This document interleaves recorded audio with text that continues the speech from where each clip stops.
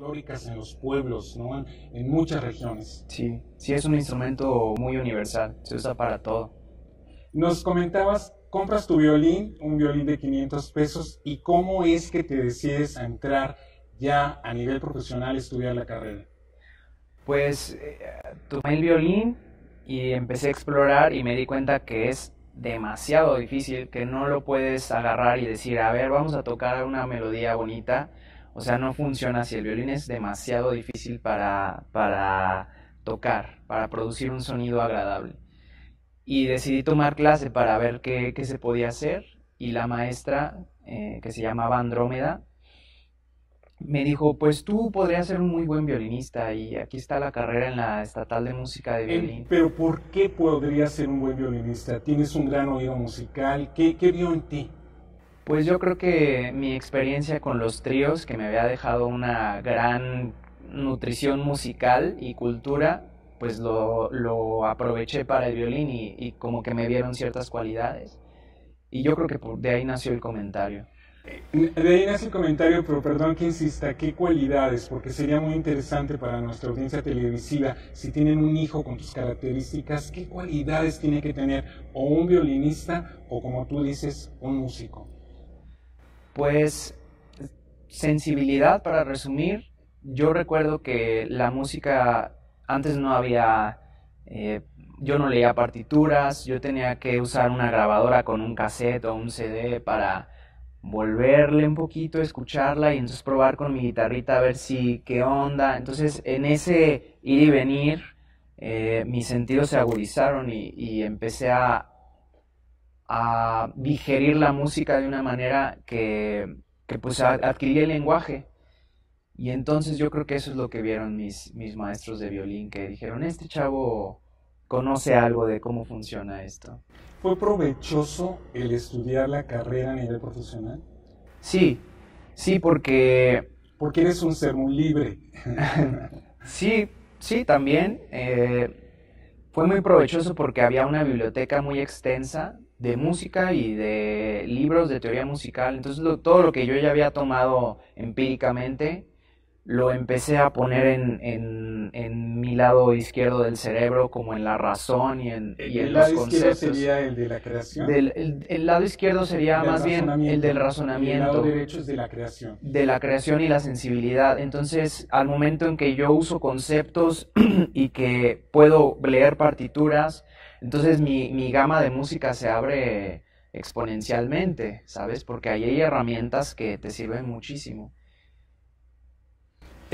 Alguien también muy importante en tu desarrollo como artista fue el maestro Martín Cosío.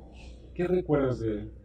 Totalmente. Pues que era una persona. Hablamos de ella porque creo que ya falleció. Él falleció en 2017. Sí, el maestro era una persona que cuando yo llegué a vivir con él, porque viví con él 2 años, él hablaba con su esposa y con su hija todos los días desde Estados Unidos y siempre tenía un te amo, un te quiero, una palabra de aliento para sus hijos.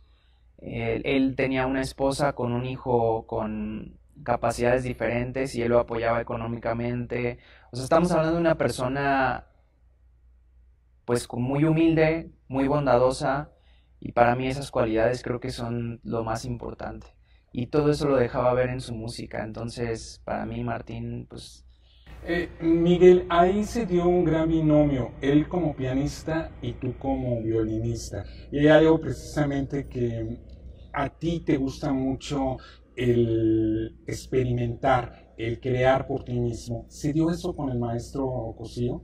sí, totalmente. Y sobre todo porque Martín era muy así. Él es pionero, él trajo a San Luis Potosí el MIDI, ¿no? Lo que le llamamos el sistema MIDI, que son las pistas tradicionales, que ahora todos los grupos versátiles usan los MIDI, es muy clásico, pero él hacía sus propios secuencias, que se llaman así, secuencias de audio. Y a lo que voy es, Martín se prestaba mucho para la creación, porque él me decía, ¿cuál quieres tocar? ¿Cuál quieres tocar? No, pues tal, Master, vamos a tocar Júrame de María Grieber. ¿En qué tono la quieres tocar? Pues en tal tono. y cualquier tono que yo hiciera, o sea, lo que yo hiciera iba a sonar bien, porque tenía esa base de Martín que me iba a proyectar como un gran artista, o sea, realmente De es todos otra tus cosa. maestros, creo que fue un gran pilar en tu vida como artista, ¿no? Totalmente, totalmente. Algo que quiero que sepa nuestra audiencia televisiva, que entras precisamente como parte de la Orquesta Sinfónica Estatal, aquí en San Luis Potosí, y que tu deseo de improvisación, de crear, de desarrollar esa libertad musical, te lleva a renunciar a la misma. ¿Fue una decisión difícil? Sí, sí, claro que fue una decisión difícil porque abandonas toda seguridad económica y toda seguridad laboral y te me avientas al vacío porque ser músico ya es difícil, pero ser músico y no tener un empleo seguro como la orquesta sinfónica es y dedicarse a esto totalmente es, yo creo que fue, te voy a ser muy honesto, más bien creo que en mi juventud he sido un poco he tomado riesgos que eran demasiado grandes, que, que pudieron haberme dañado y he tenido la suerte de que no ha sido así, pero más que valiente creo que sí fui un poco imprudente en ocasiones. Eh, Sin embargo, pues bueno, sobreviví y aprendí de mis lecciones y me ha ido bien. Después de la Orquesta Sinfónica es cuando se da tu viaje a Estados Unidos con el maestro Cosío. Regresas en el 2017, si no me equivoco, aquí a San Luis Potosí, y un grupo en el que comienzas a participar y a desarrollarte pues precisamente Sangre de Coyote. Sangre de coyote. Ahí, hace un momento comentábamos, empiezas a experimentar otros géneros musicales como la música gitana. Sí, ¿Cuál sería la diferencia del violinista gitano al violinista de carrera? que es un músico más, bueno, esto es hablando en un término muy general, pero yo lo veo así. Normalmente el músico gitano es más honesto que el músico clásico. Normalmente, aunque hay muchos músicos clásicos que son totalmente honestos en su humanidad y crean cosas increíbles. Pero el gitano tiene mucha libertad y por eso yo admiro mucho esa música y me ha impactado mucho en mi vida.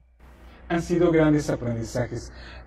Tenemos que ir a un corte, vamos a regresar en breves momentos. Nuestro diálogo contigo.